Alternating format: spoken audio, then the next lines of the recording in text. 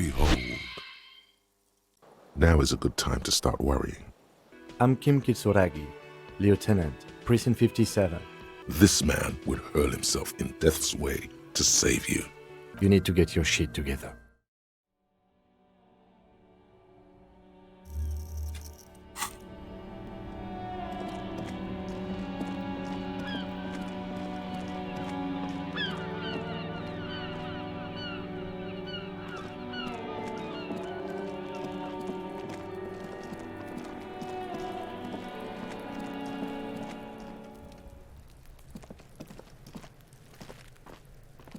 There he still is, looking right through you with his white eyes. The body below is entirely dedicated to that corpse smell.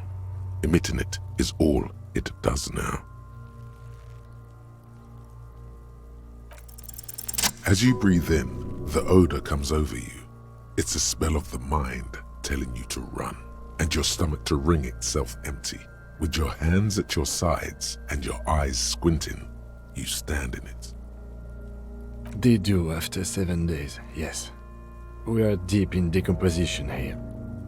The man before you is naked, but for a pair of underpants and enamel boots. His skin is greenish, marbled with decaying veins, and blotched by lividity. A fading web of tattoos covers his chest and shoulders. The cargo belt used to fasten him to the branch above appears industrial in strength. The material appears to be ceramic. Its clean white stands in stark contrast to the decaying flesh above the knee. The man wore thick polymer socks, probably for padding. A fine array of interlocking plates covers them.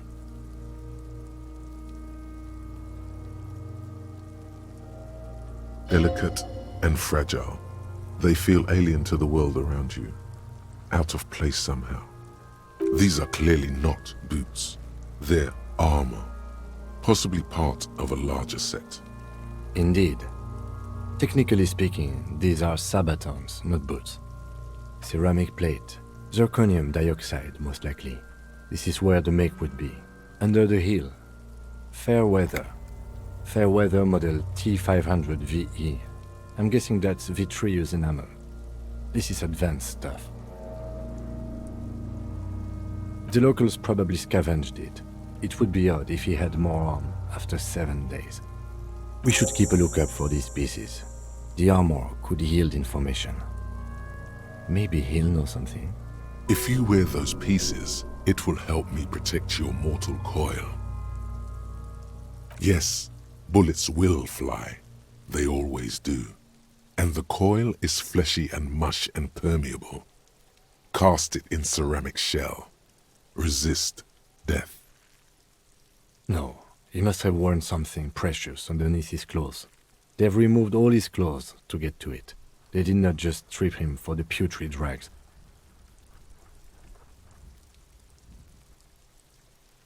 They usually hang them completely naked for that. La puta madre, the Mazda, the Besmerties and the like. This one still has his underpants. Fucking talking about underpants. It is. It's expensive. We've requested similar material for our tactical units for years now. The constabularies deemed it too costly. In that time, we've lost 6 men to semi-automatics. For a full set, about 4 years of wages. As a wage, it's regrettably small. But for a piece of hardware, yes, that's a lot. That's for us to find out. My initial report on the area suggests he was a security guard for the harbor company. But that's just hearsay. Just something I scraped together from my station. An area report on Martinez. I'm sure you did the same. He's not actually sure of that. He's just being tactful. I agree.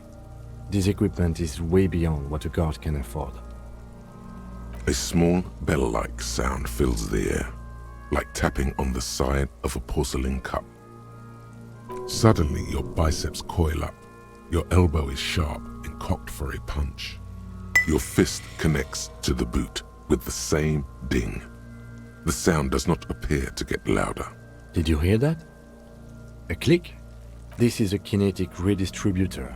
It spreads the incoming energy horizontally, from plate to plate. When the plates connect, there's a click. That's the sound you heard. See these lines?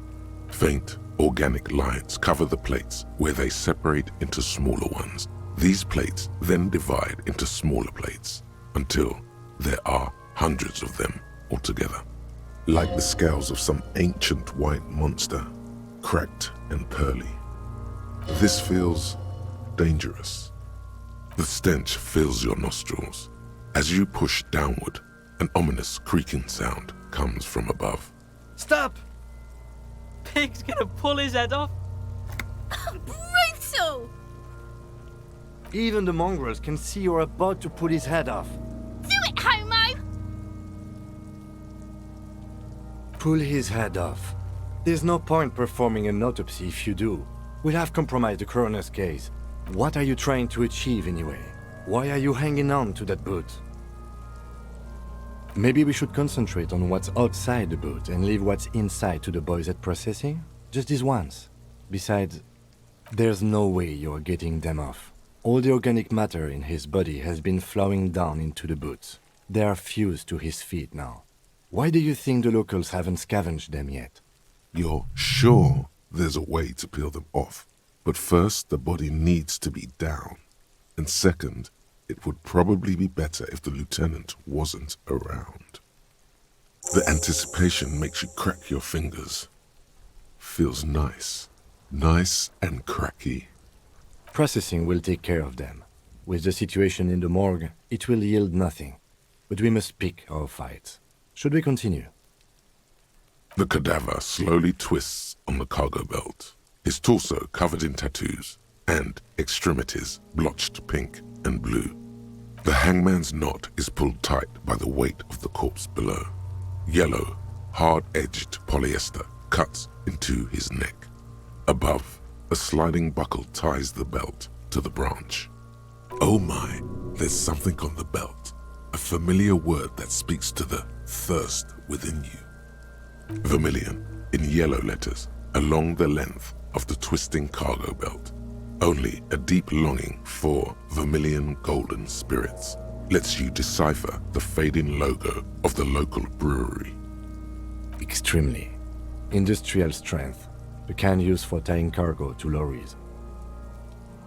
Yes, it looks like they used whatever was on hand, paying no attention to not incriminating themselves.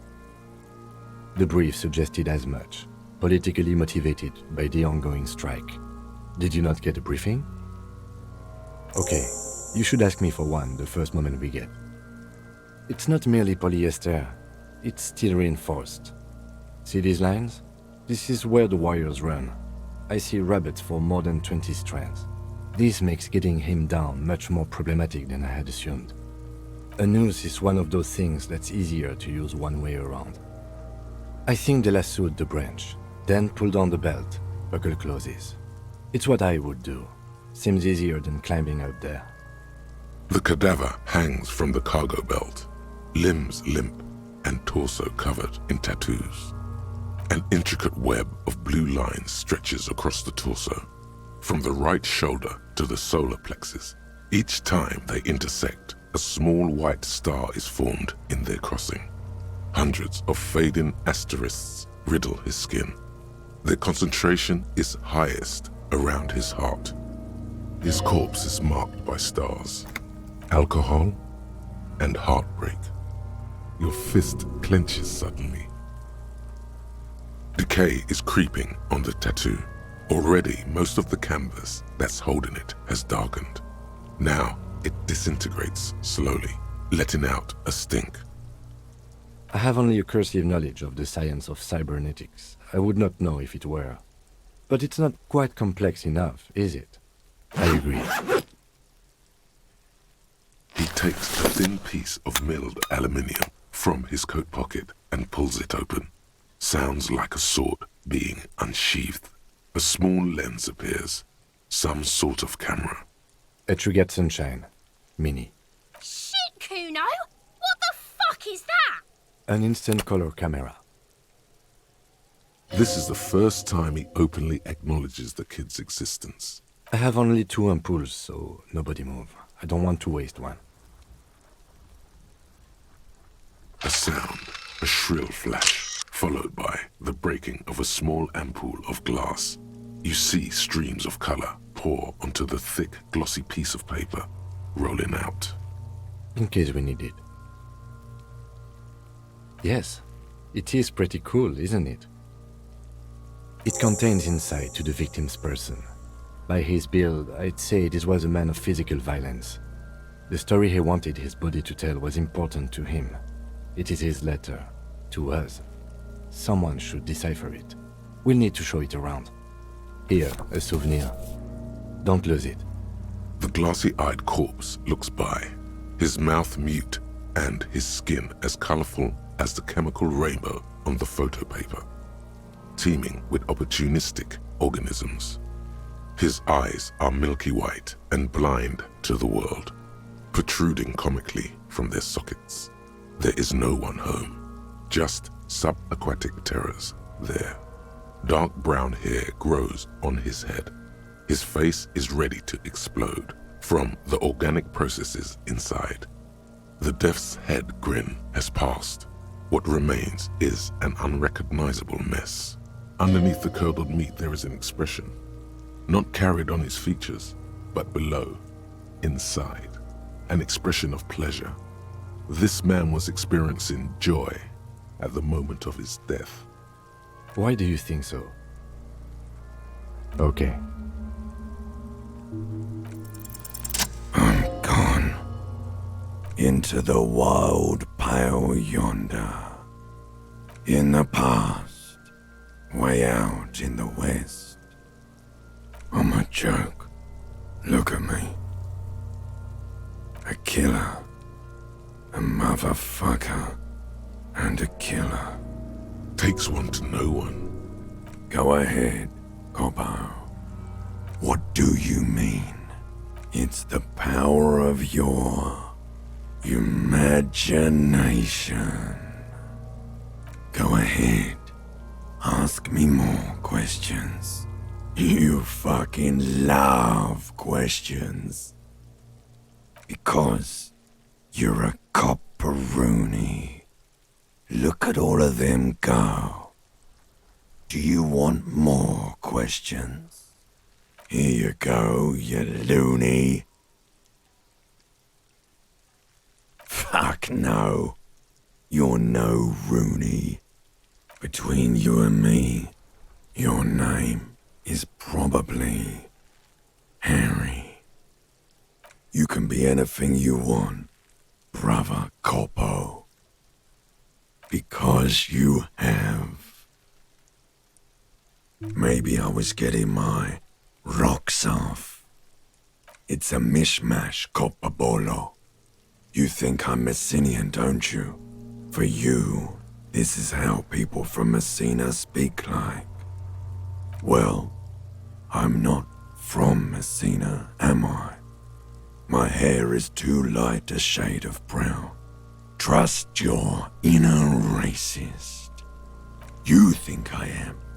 You think I was a racist because this lump looks military and has tattoos. That's called profiling. Do I look like an erotic auto-asphyxiation type to you? Captain Coppadromo, I fear we are drifting away, fixating on sexuality again. Let's go with a simpler question. Do I remind you of someone? No, not quite. Be fair now. You sure I got out of that one, Coppellini. Come back later, Coppo. Amuse yourself with my frank manners and my memento mori features. If possible, also, see me in your dreams. As you narrow your eyes, the monster before you blurs into a violent mess of green and pink. Only the lower extremities are pink with a dash of blue. his fatted hands, thighs, and his neck, just above the noose. The rest of the corpse appears dark green in the cold spring air. How should I know why you are squinting, officer? Oh. You are trying to assess lividity. The monster comes back into focus, an explosion of color coursing with dark marbled veins. His stomach appears pregnant with something. Black liquid streams down his thigh and onto his boot. So, what do you think?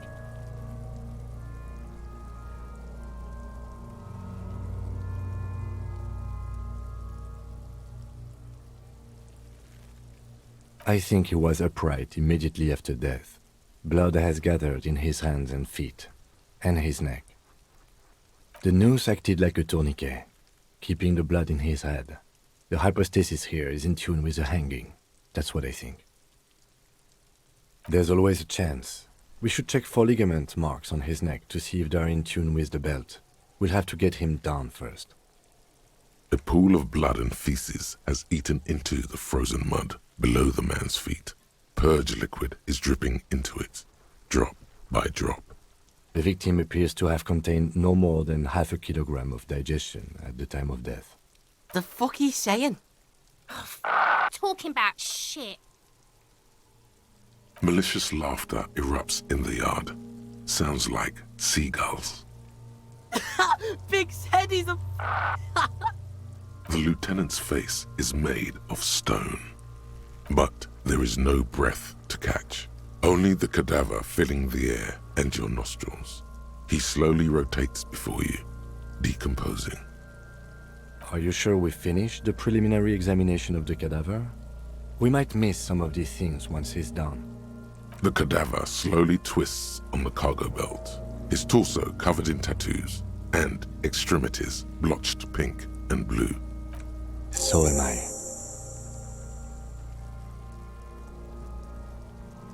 The cadaver is a good 1.2 meters up.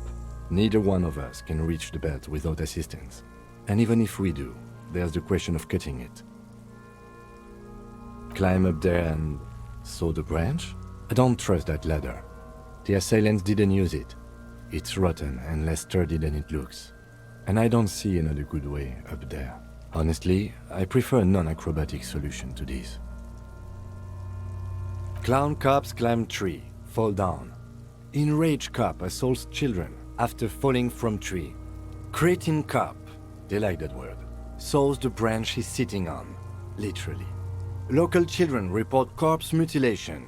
Fuck yeah, climb that shit, monkeys. See, you're only making them do those things less. No, I do not see the future. I made those up using 2 decades in the Revacholian police force as a reference point. Oh no. We should be very afraid of newspapers, and the radio stations too. We should be wary of enticing them in any way. This is years of experience talking. He's seen career after career ruined by careless media strategies. What I'm proposing is, we save acrobatic tricks as a last resort, after we've tried everything else. Oh, these have got to be the most fucking boring multiparts I've ever seen. Yeah! Bang bang time, pig! Shoot his head off! How? Yes, the buckle, where it ties the cargo belt to the tree. If the shot hits that, then there might be a small chance to release the belt. Yeah, now we're talking. Entertain a Kuno with some shit. They'll miss! The pigs will miss Kuno! The lieutenant is undecided. On one hand, he wants to shoot some gun. On the other, it's an awfully stupid idea.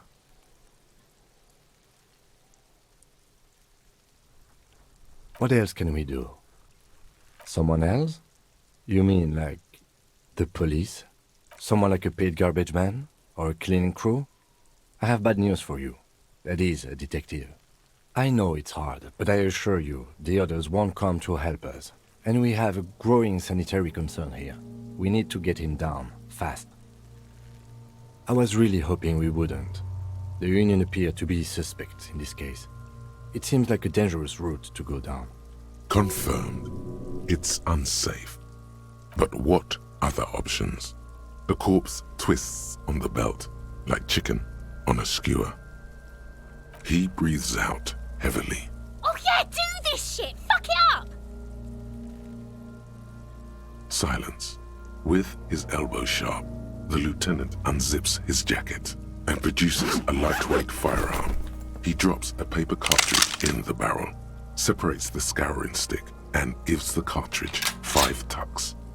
He then steps back and assumes the fellow's desk position, taking aim. The corner of his eye twitches. His finger is on the trigger. He's gonna fucking miss! The kid's voice is drowned in a shrill blast that echoes off the walls of the surrounding tenements. A cloud of smoke slowly parts in the air as the lieutenant steps back and says to himself, God damn it. he feels bad about it. About his eyes mostly. Just having bad eyesight. Probably from a young age. Whatever you do, do not console him. Fucking idiot! Mulkapat asshole! Kuno could have hit it easy, but then Kuno's not fucking handicapped, is he? No, we are lucky as it is. We didn't break anything, and the victim remains uncompromised. Any more mistakes could put us in an unfortunate position with the locals. We have eyes on us. I didn't do us any favors with that.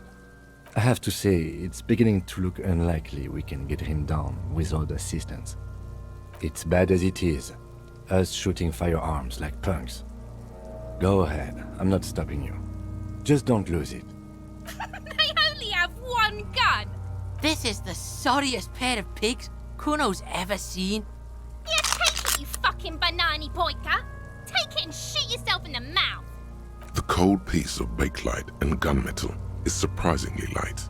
Your fingers fit right through the guard, instinctively resting on the trigger. The fuck are you waiting for, Kuno? Tell him to shoot himself in the mouth! Kuno is silent. Aggression gathers in the air.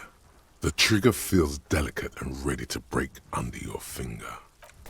The buckle comes into focus in your sights. You stand with your feet planted firmly in the ground and your left hand supporting your gun arm. Why don't you just shoot yourself in your mouth? At least you won't miss. Your field of view narrows. The branch slowly moves, becoming entirely two-dimensional. The metal buckle glimmers, slick with the falling rain. The corpse slowly rotates. As you wait, your breathing slows down. Some mosquito-like organism buzzes in your peripheral. Look, he's crying. You gonna cry now, fucking faggoty?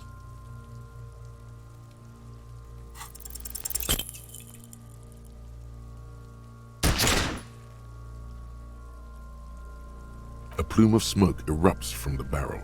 Your hand goes numb from the explosion.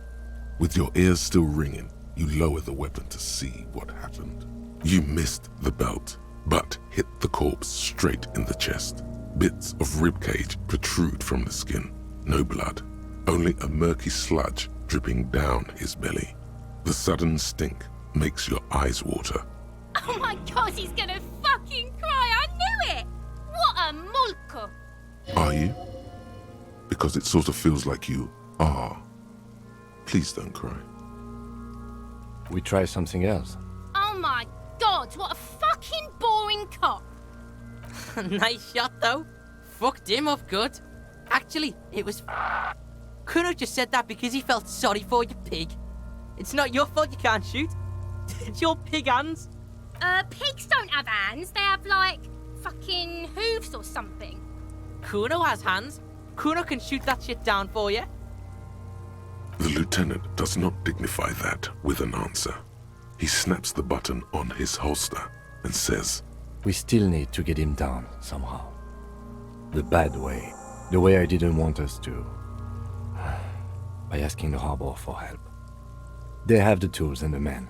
If they put him up there, they can take him down too. To ask the suspects for help with the victim's body? To be indebted to Everard Clare?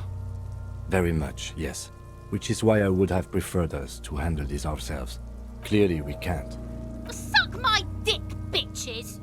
The leader of the Union. A dangerous and corrupt man, from what I hear. You don't want to owe him much. Yeah, Don't go being someone else's bitches. You're Kuno's bitches. From the gates, by negotiating or fighting. I'm unenthusiastic about fighting. Or we can try to find some secret third path. It's unlikely though. To the gates. Let's fight, I say.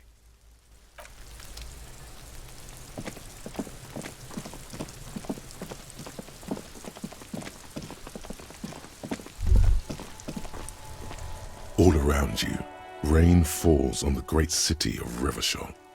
Rain drips from the eaves and floods the gutters, washing the filth away. The spring thaw must be here. The snow is melting. Looking up at the sky, cold water dripping from your hair. Grey sky like great battleships, clouds colliding with one another. Rain falls down on the world. Your shirt sticks to your chest. The shoulders of your disco blazer grow heavy. The cold finds its way in under your skin. You shiver, and the city shivers with you. Sheets of rain over the water, a flight of stairs leading into the ocean. Wave after wave washing the coast of Martinaise, with its motorboats and gently swaying reeds. The ruins of a half-sunken sea fort crumble on an inlet beyond the Bay of Revachol. Ghosts rise into the sky. Urban coastline, rain dripping off Eternite-covered roofs. Cinder blots left over from half-finished construction. A defunct research and development building, once seized by revolutionaries. An old wooden church stands on stilts above the water. Coal City, end of all lines. The skyscrapers of La Delta, the financial district.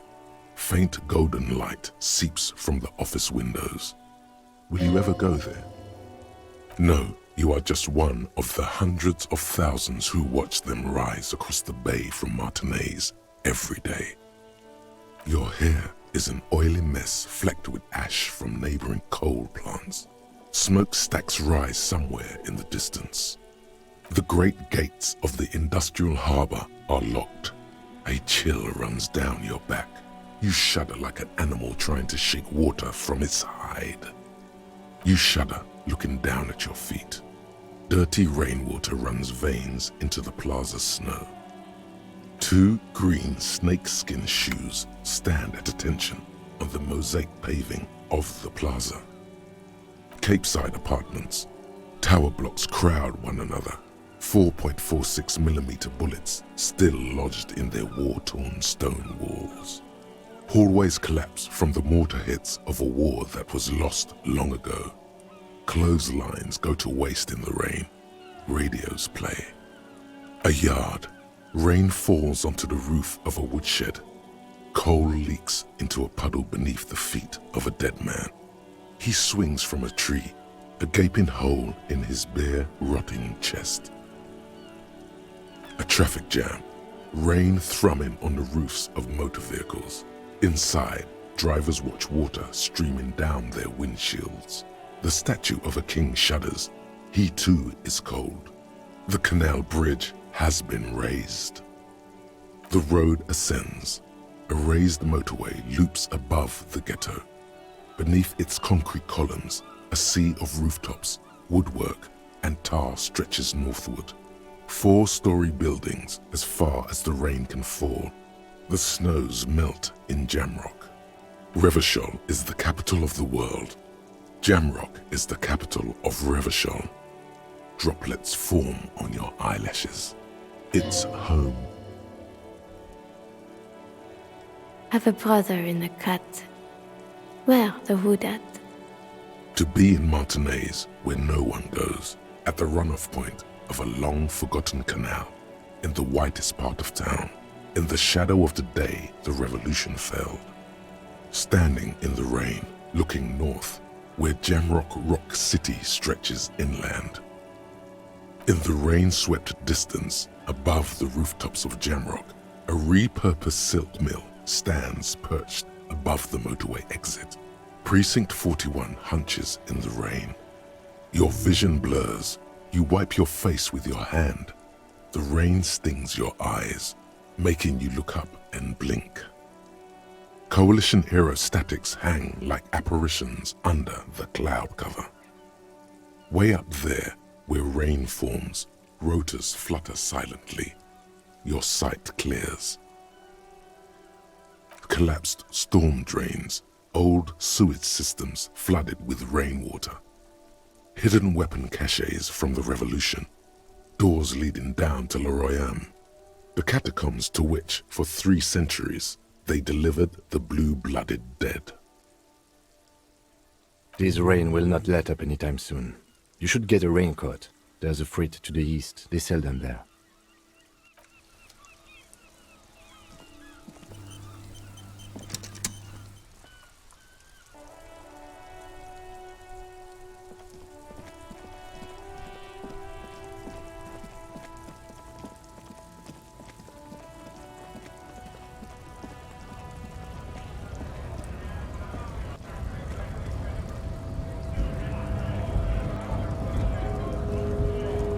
Bastards!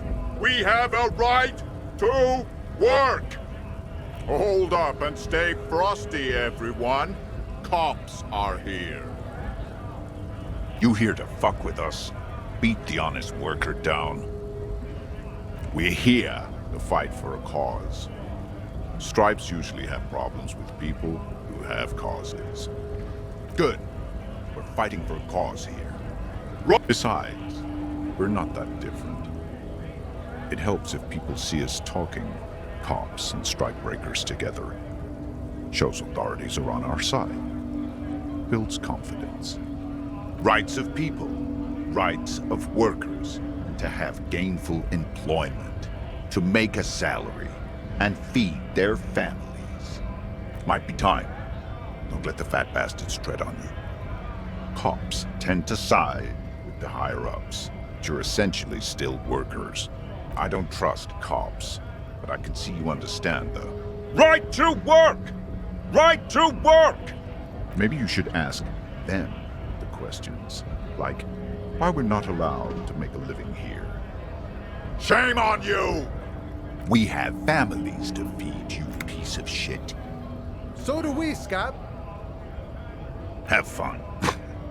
Union shits are on full strike. Don't think they're going to let you through the gates. I'm trying to meet their fat boss. Right to work! It's shameful. Cops doing nothing. You should bring backup. Open up the gates for us.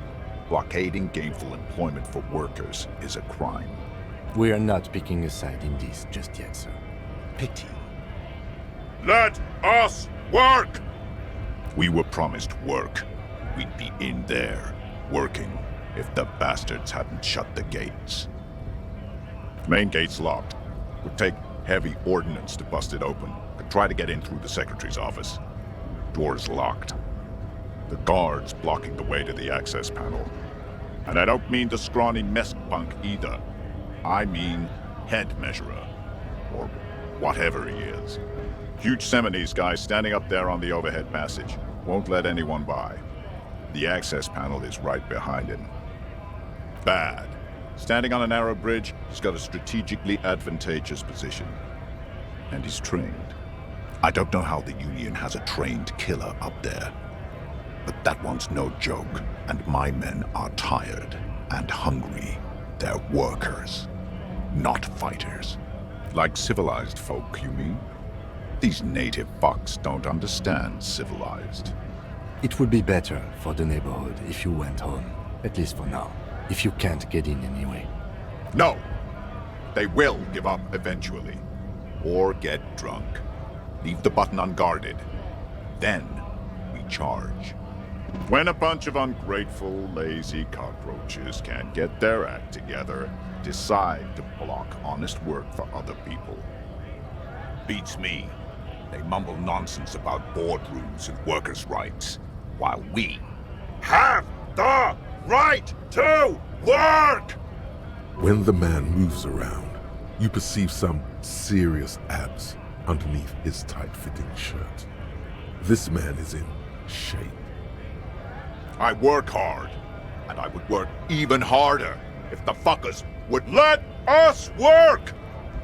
Honest men and women with rights to work, to be useful, not toys for corporate interests.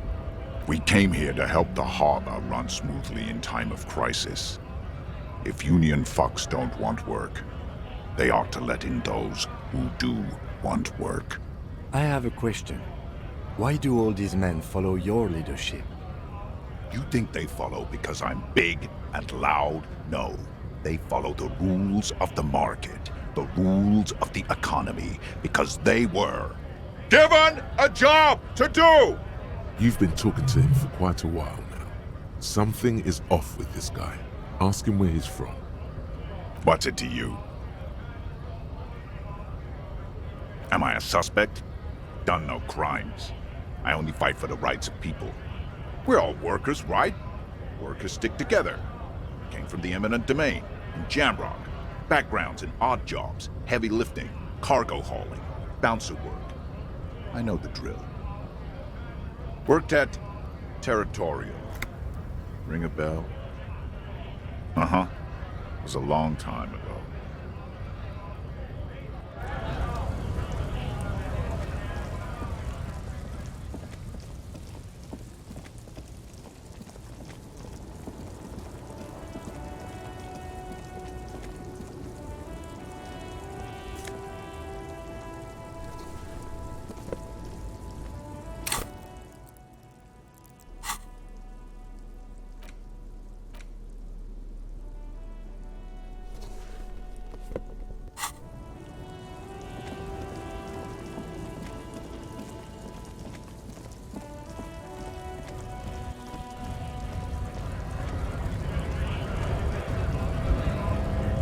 Scab?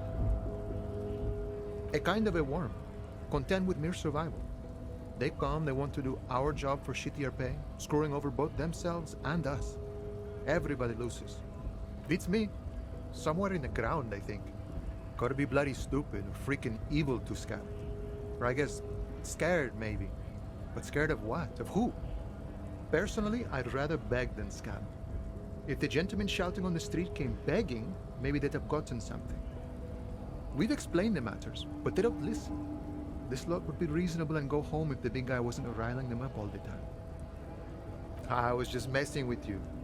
No one's ever seen a cop Scab.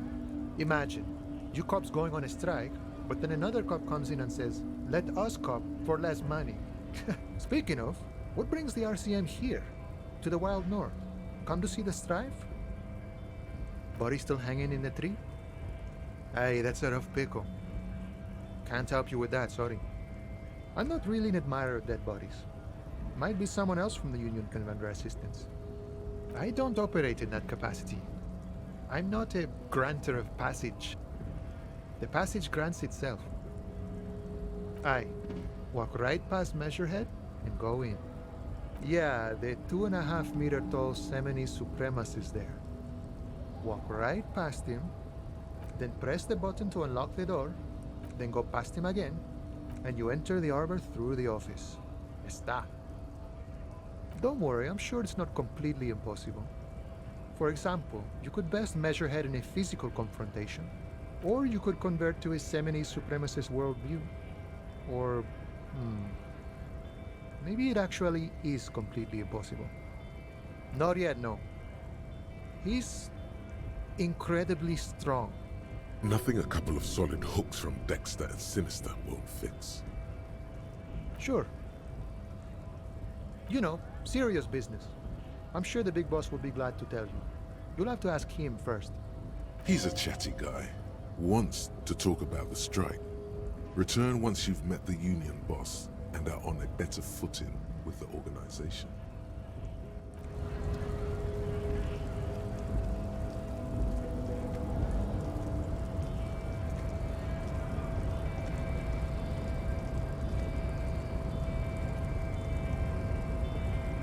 Nobody betrays your degeneracy. Yeah, Measurehead. His body totally betrays his degeneracy. Don't say anything. Size him up first. Are you admiring my morphophysiology? It must be frightening to stand in the shadow of this racial pinnacle Be calm, Sandwich. You are not in danger because you are not a threat to me. What is this androgynous display of sexual maturity? You hear your heart pumping fast and irregular. Your joints ache and you feel old, but still alive, somehow. Stop it! You are embarrassing yourself in front of this woman and your pedomorphic friend. This display of weakness may appeal to older women with a stronger maternal instinct, but it is a liability here on Battlefield Martinez. Jean-Luc, his body is betraying his degeneracy pretty hard. Maybe you can ask him to leave. That is precisely the negligence that has led you to succumb to Al Ghul. You reek of it. An invisible sword of Al Ghul emerges from your throat. You cannot see it, but others can. It is making the woman in my company sick. No, you don't. You need to get another drink.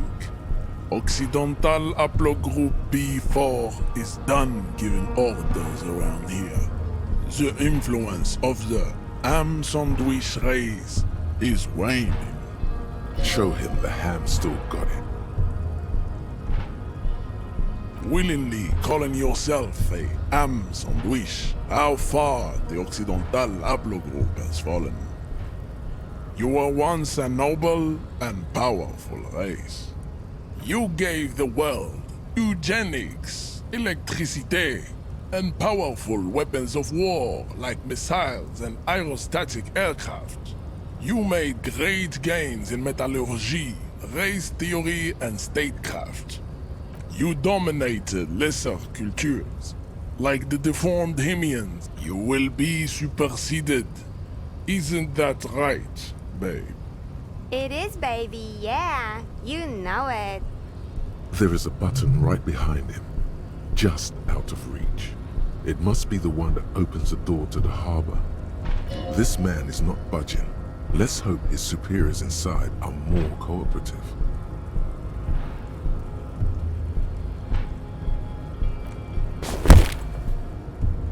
That is right. You should leave the stage of history with dignity by inviting the other races to a great world war. Bring your troops to the Simonine Islands and to Boogie Street and we will pulverize you. When you are gone, we will build a museum for you. The walls will be lined with bottles of Al Ghul, your beloved beverage. Inside, we will store the odes to homosexuality you call art, and your microcephalic skulls. This is your chance. He's talking. Rip into him with a punch and catch him off guard. No, don't rip into anyone. You're sensitive. Remember? Communicate.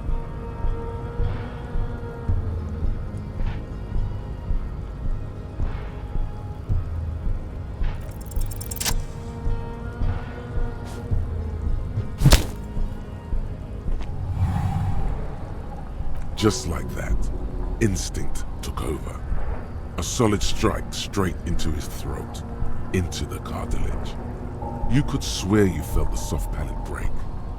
The man is reeling, gasping for air. Time stands still around you. In the distance, the sounds of the harbor are falling silent. He's open. Rip into him. Right hook. Escalate it. Get intimate with him. Bring the hurt closer.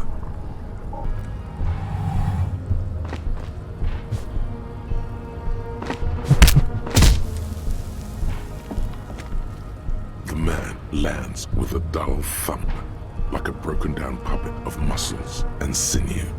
For a moment, he still tries to keep his head up, dazed eyes looking at you with unimaginable surprise.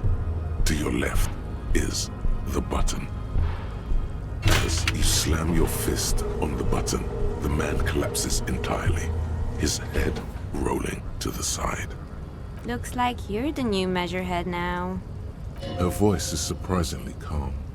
No one is the new measurehead. Let's go before he gets up.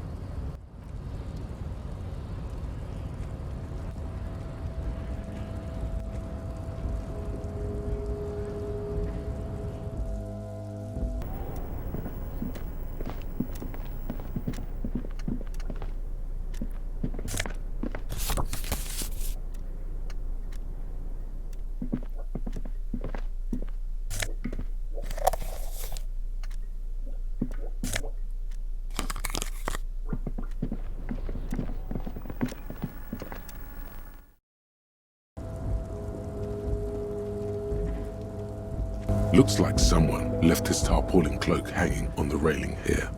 There is a white rectangle clearly visible on its back. This is your cloak. You can feel it. Yes, it does bear the RCM insignia, and we are the only detectives in Martinez. The service cloak issued to you by your station?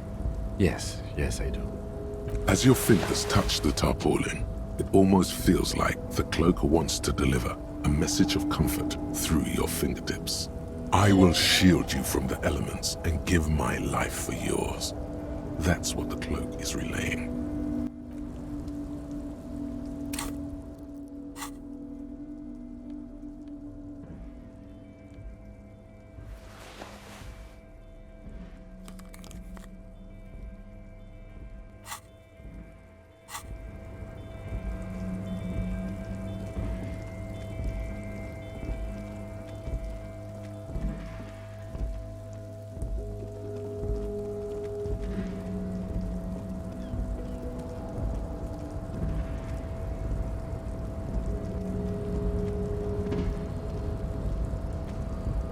A rusting control panel with several knobs. 2 buttons marked Marche and Arrête are faded with use.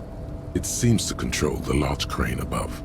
A container is attached to its hook block. Marche. On.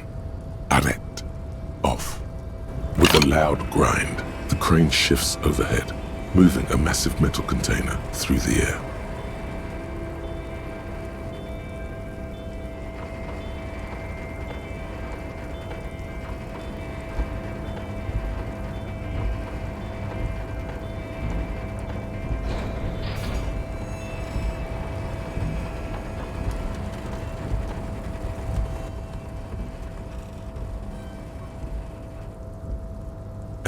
With a surprisingly quiet thunk, the crane places the container down. The harbor sleeps as the strike rages in the distance. The crane can rest again, now that its purpose has been fulfilled. Moving this container, of course. For this purpose it was built.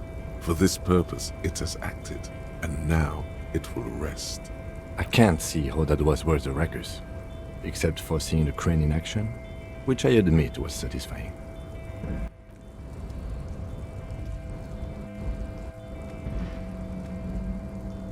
Before you stands a cargo container, just one of many in the yard.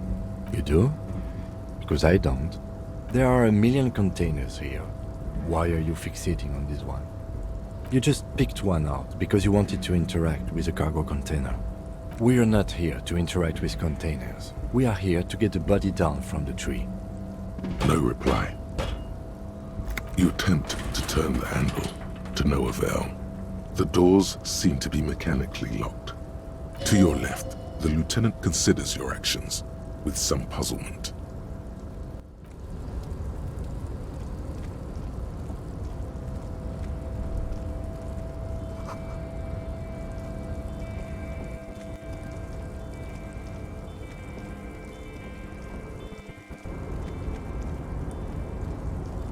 Container, container, I'll turn you nice and red. Container, container, put the logos on. The accent is so thick, it's impossible not to notice he's Ubi, from the vanishing peninsula of Ubisunt on Muindi. Container, container, used to be Wild Pines. container, container, now belongs to Everard.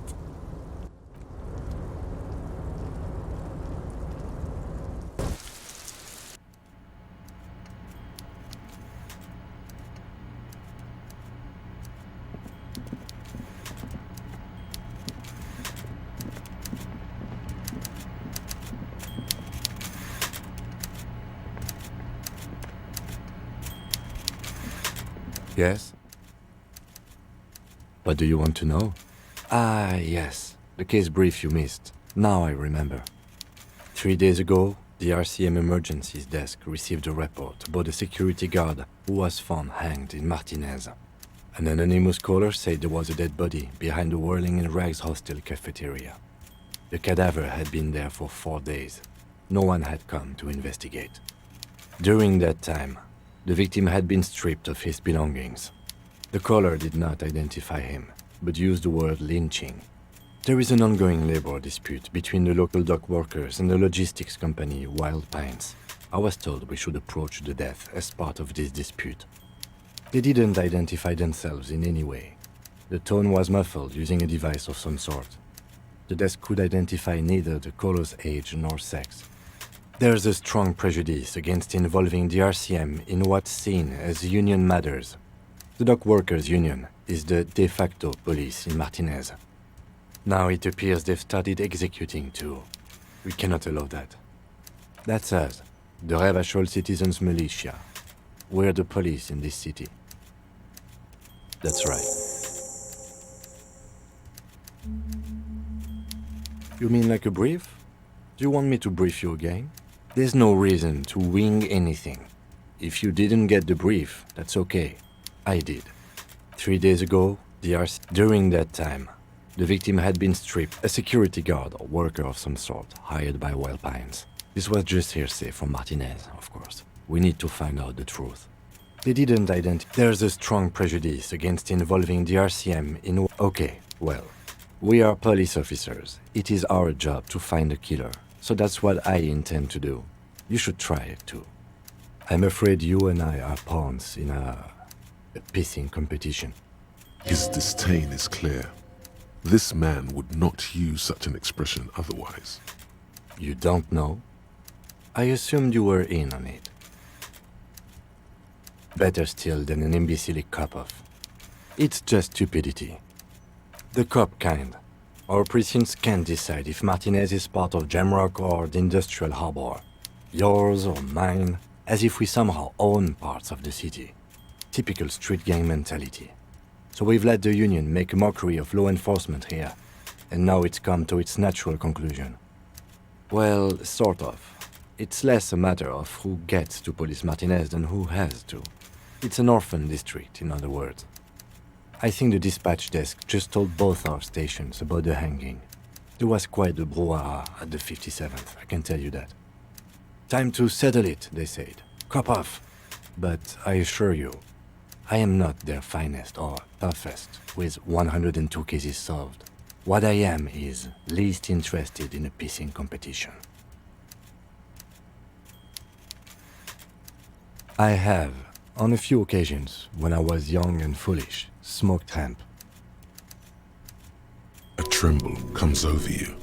Another after effect of ethanol poisoning, perhaps, feels like leaves do when they rustle in the breeze, somewhere far away, below the turbine. The 41st and the 57th. The lieutenant was right. It's not about who gets what's north. It's about who doesn't.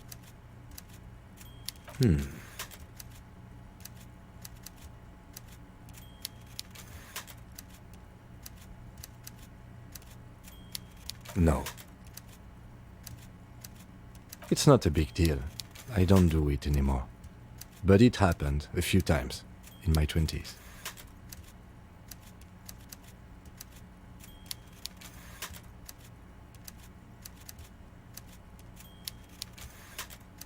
Local law enforcement solving one little homicide decides nothing.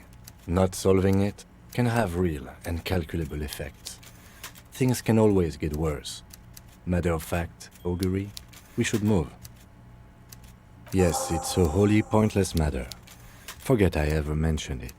He's actually glad it's addressed now.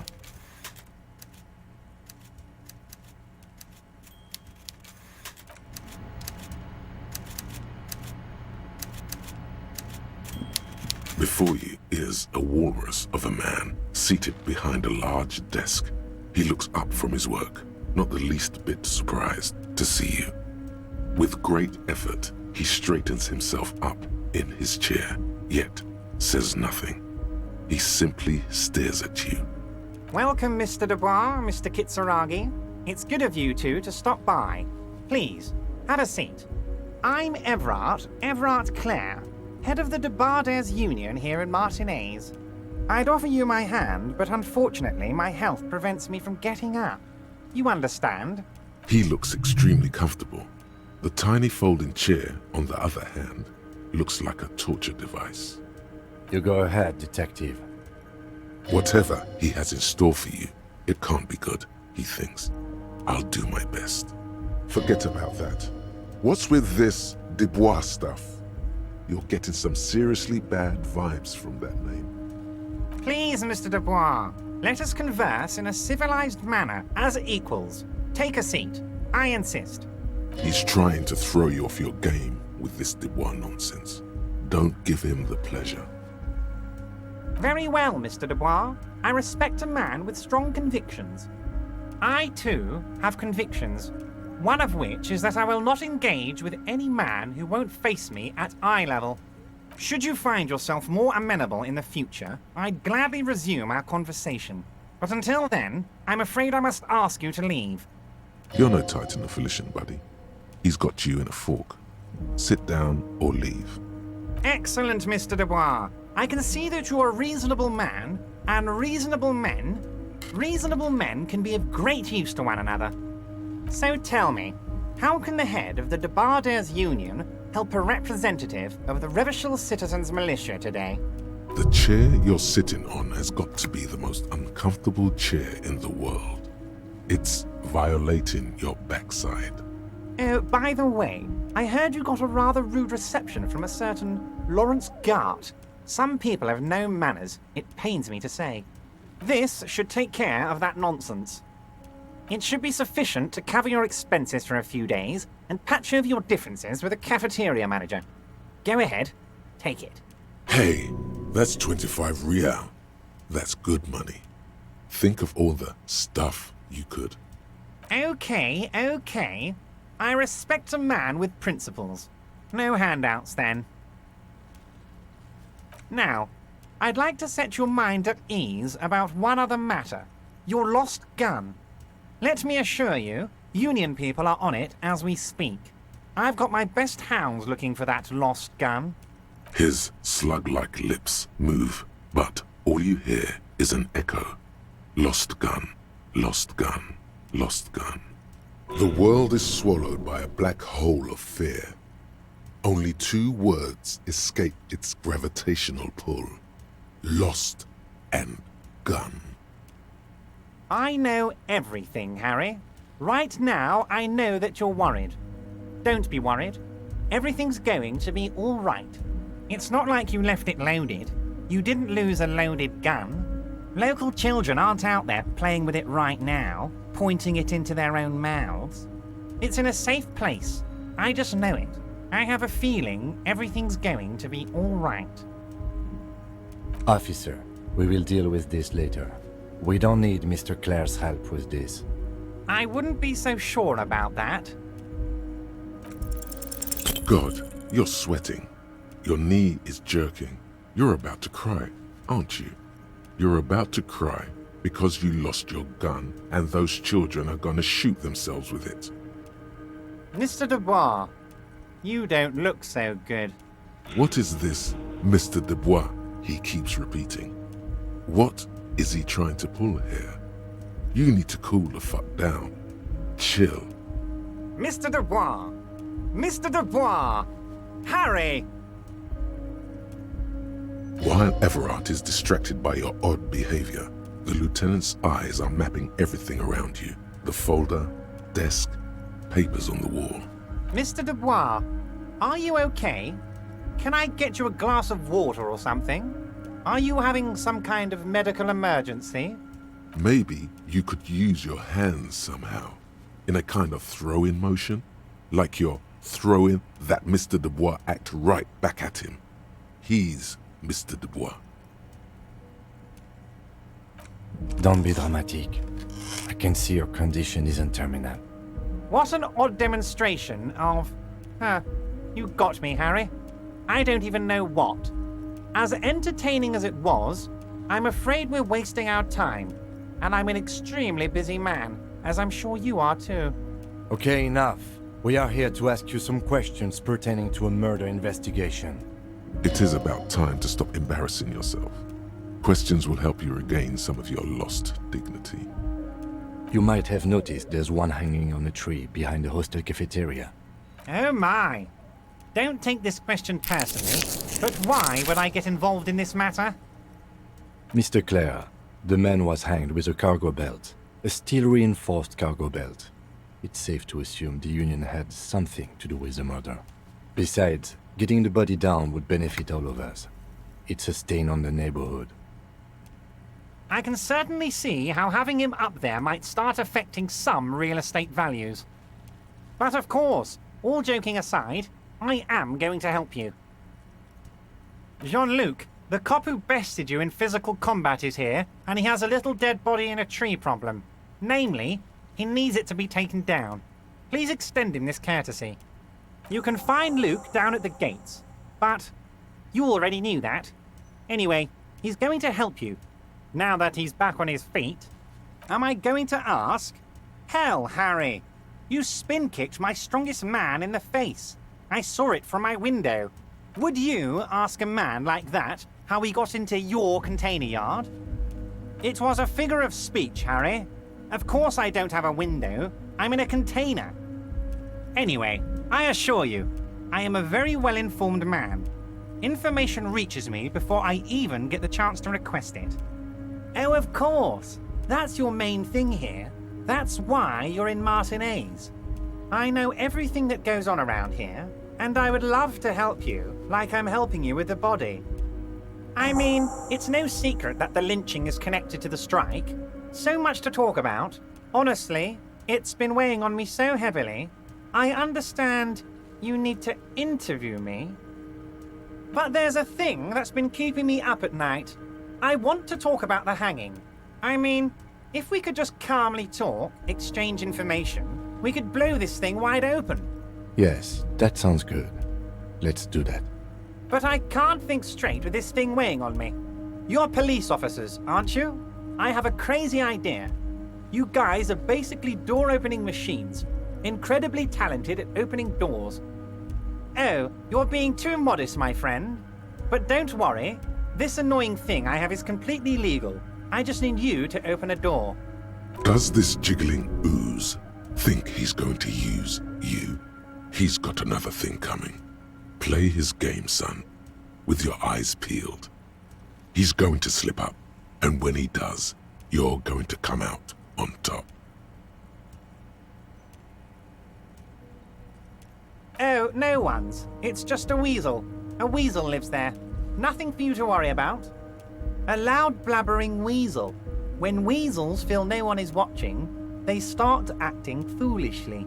Just go there, unlock the door, and leave it open. It's been such a burden on me, Harry. I just want this to be over so I can discuss business with you.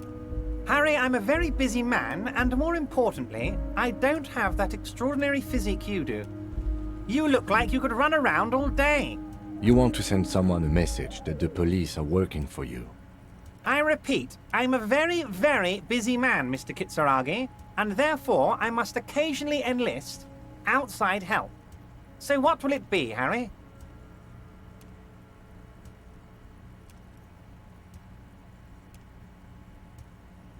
Fantastic, my friend.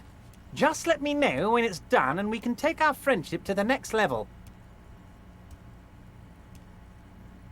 You can get the key from Manana. He's down by the gates. Manana's like a free agent in the Union. Special operations. Hardened socialist. A real free thinker, too. He'll tell you precisely where the door is. One last thing, Harry. Just open the door, You don't need to go in or anything. I just want that weasel to come home and see the unlocked door. Wait. You need this to get in and out through the gate. Here, you're one of us now. A real red and white union man. Take care, Harry.